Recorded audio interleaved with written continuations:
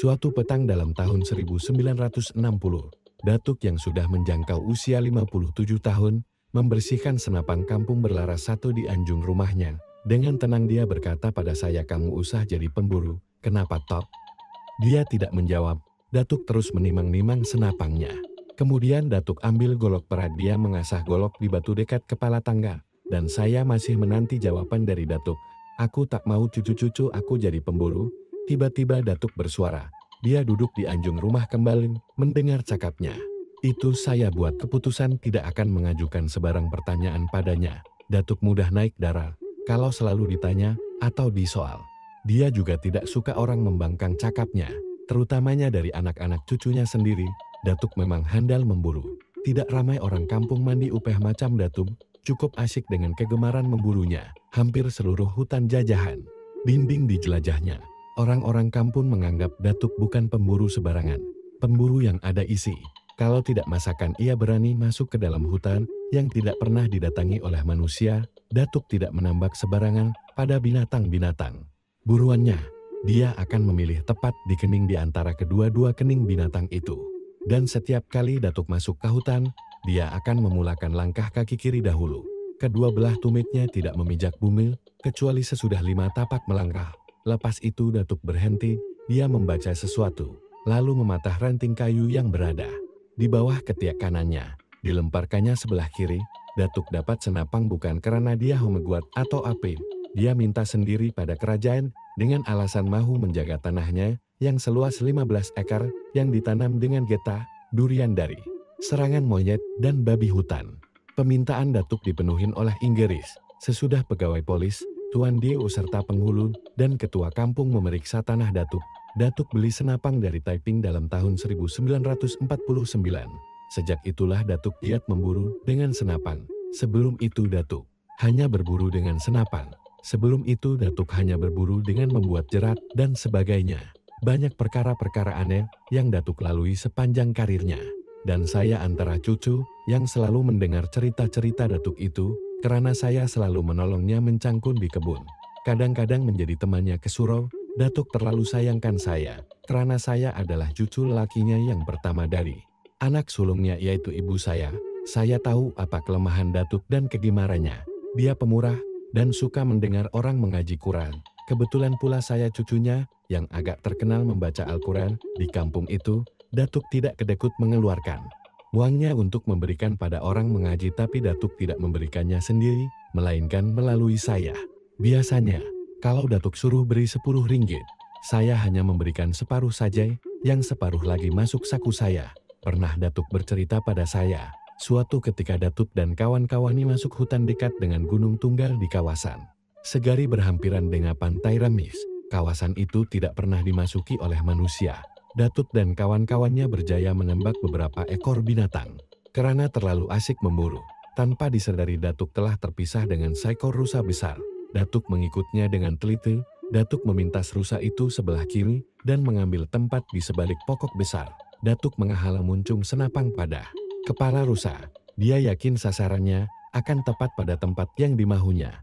Tetapi rusa itu bagaikan mengerti dan mempunyai pengalaman. Dia mempermainkan Datuk macam mempermainkan kucing. Rusa merendahkan badannya kemudian menyelinap di depan Datuk dan terus hilang. Datuk terkejut dan bercampur hayal. Tapi Datuk bukanlah manusia yang mudah putus asa.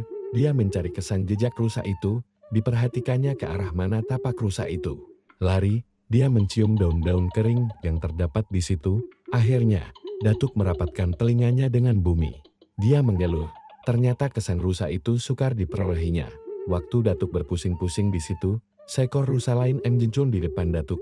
Rusa itu jauh lebih besar dan tegap dari rusa yang pertama tadi. Matanya berkilau-kilau bagaikan menantang mata Datuk yang terbeliak.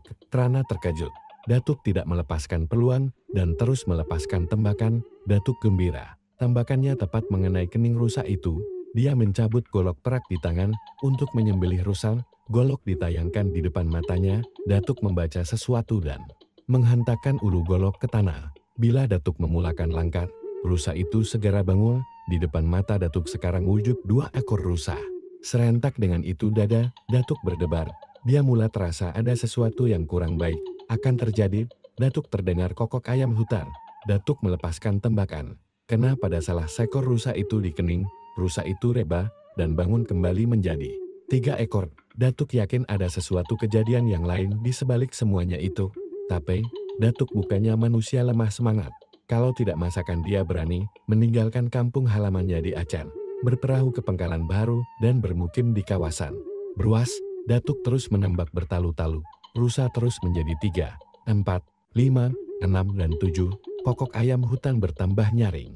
Daun-daun hutan di keliling Datuk bergerak-gerak bagaikan digoncang orang. Tanah yang dipijaknya jadi bersih, tanpa sehelai daun. Datuk menumbuk tanah dengan tangan kiri, dirasa daging pangkal lehernya bergerak-gerak. Datuk senyum. Dia tahu, perkara ini mesti dihadapi dengan cara lain. Dia teringat pesanan arwah neneknya dari tanah seberang. Kalau berburu binatang dan terasa daging pangkal leher bergerak, alamatnya yang diburu bukan binatang lagi, tapi boleh jadi penunggu hutan atau syaitan dan orang bunian. Datuk letakkan senapang atas tanah. Dia duduk bertafakur mengumpulkan tenaga batin sambil membaca mentera yang diamalkannya. Melalui panca indera batin Datuk, Datuk dapat melihat dengan jelas bahwa rusa itu adalah jin penunggu hutan itu. Muka Datuk jadi merah padam, meracik peluh. Gigi dilagakannya rapat-rapat. Mata Datuk tidak berkelip. Dia melihat di depannya, terdiri lembaga berbadan besar. Matanya merah menyala, rambut panjang sampai ke tumit. Giginya besar, 2 giginya di sebelah kiri dan kanan terjulur keluar, macam gading gajah. Dia diapit oleh 6 jin yang sama hebat dengannya. Kurang ajar, manusia laknat. Suara itu bergema, daun-daun hutan bergerak macam ditiup angin. Datuk diam bertafakur. Kau tahu kesalahan kau manusia. Tambah suara itu. Belakang Datuk terus dibasahi peluh Datuk. Datuk diam. Dia sudah pun menutup lubang-lubang kelemahan tubuhnya dengan ilmu batin yang dipusakainya dari arwah neneknya. Hingga jin itu tidak berpeluang menyatukan dirinya ke dalam tubuh Datuk. Tidak, jawab Datuk dengan berani. Kau masuk ke dalam kawasan laranganku. Aku sudah meminta kebenaran. Aku tidak membenarkan. Jawab jin itu dengan keras. 2 batang giginya yang terjulur bergerak-gerak. Kalau kau tidak membenarkannya, kenapa kau tidak memberi isyarat? Masa aku masuk tadi? Cukup tenang Datuk menjawab. Dia sudah bersedia menghadapi semuanya. Kau manusia biadab, pekik jin itu. Pokok hutan bergerak-gerak. Percakapan Datuk dengan jin semakin hangat. Secara perlahan-lahan percakapan itu bertukar kepada pertarungan kebatinan. Kemampuan dan kekuatan Datuk benar-benar teruji mata. Datuk bercahaya garang dengan urat-urat timbul di dahi dan lengannya. Peluhnya jangan dikira terus-menerus membasahi seluruh badan. Datuk tahu kalau dia kalah, dia akan rebah ke bumi, seluruh badannya akan lebam. Jadi Datuk bertekad untuk melawan dengan apa cara sekalipun. Masa berlawan itulah, Datuk terasa cuping. Telinga sebelah kirinya lembik. Datuk senyum. Satu tanda baik, kemenangan akan berada di pihaknya. Datuk terus mengucapkan begini. Jom keli jom. Tali cemati tebang bulu bunting pagi melemang. Belum pun tamat, Datuk mengucapkan mentera itu. Dia terasa pangkal belikatnya keras macam batu. Datuk tidak boleh bergerak ke kiri dan ke kanan. Datuk terus bertempik dengan menyeru nama guru ilmu batinnya. Serentak dengan itu, Datuk mengambil senapan. Seraya berkata, kalau aku kalah, aku rebel.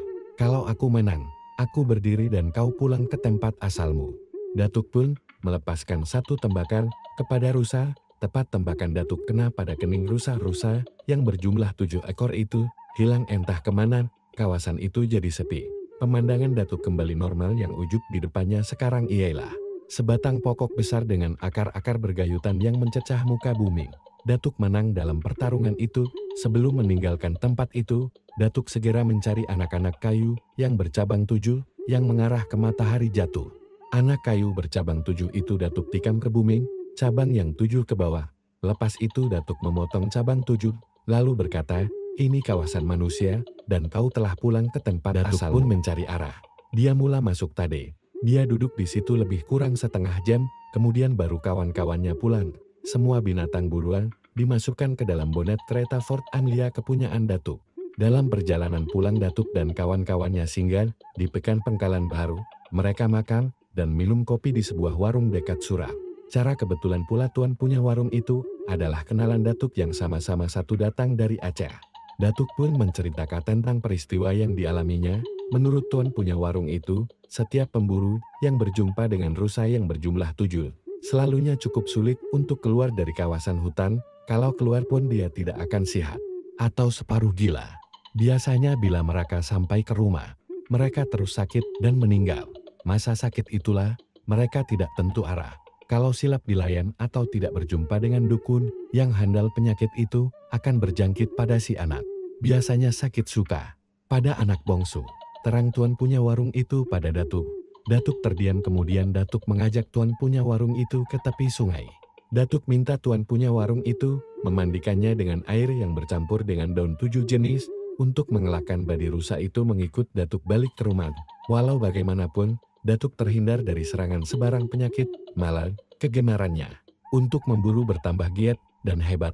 Asal terdengar saja padanya ada kawasan terdapat landa, kancin atau kijang, Datuk tidak akan melepaskan peluang untuk memburu. Kalau tidak dapat waktu siang, dia akan pergi waktu malam. Memburu adalah suatu kerja yang amat dicintai oleh Datuk. Kalau sudah tiba masanya Datuk untuk berburu, jangan siapa coba menghalang, dia tidak peduli. Kalau dilarang juga Datuk naik darah. Selalu jadi korban kemarahan Datuk ialah nenek saya yang tidak begitu senang dengan sikap Datuk itu. Selain dari berburu, Datuk cukup rajin belajar ilmu-ilmu kebatinan. Datuk pernah bertapa di Gua Ulu Licin 7 hari 7 malam tanpa makan sebiji nasi, tapi tubuh Datuk tidak susut. Kalau ada dukun ilmu batin mengobat orang cara kebatinan, Datuk tidak segan-segan berkawan dan mencuri ilmu dari dukun itu. Anehnya, Datuk tidak berhajat untuk menjadi seorang dukun. Semua yang dicari hanya sekadar untuk pelindung diri. Kata Datuk, pada suatu pagi Ahad, Datuk telah menerima kunjungan seorang temannya dari Portwell, dekat Taiping, yaitu Lee Kong Hua, seorang pengusaha kilang kopi. Setelah berbincang agak lama dengan kawannya itu, Datuk pun mengambil keputusan untuk pergi memburu babi yang selalu merosakkan tanamannya di Paya Besar. Kawannya itu bersetuju.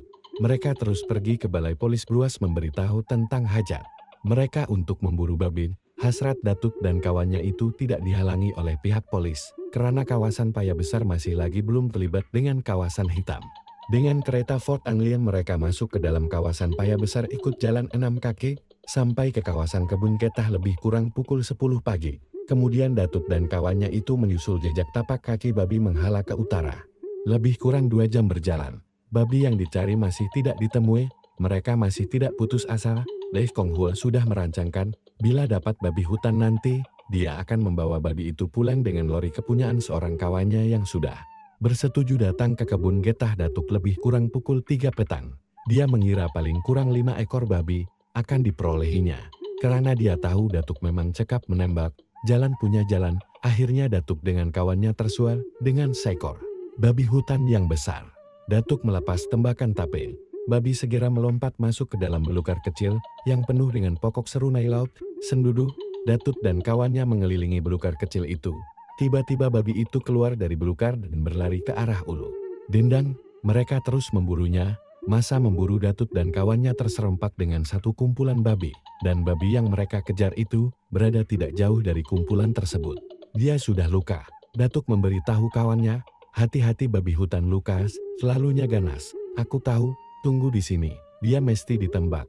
Kalau tidak kita akan diserangnya. Tambah Datuk lagi. Kawannya akur pada cakap Datuk. Datuk memintas babi itu dari belakang. Babi itu berpusing menghadap ke Datuk. Alangkah gembiranya hati Datuk. Dia sudah mengambil tempat yang baik. Dia terus menghalakan muncung senapan ke arah kepala babi hutan itu.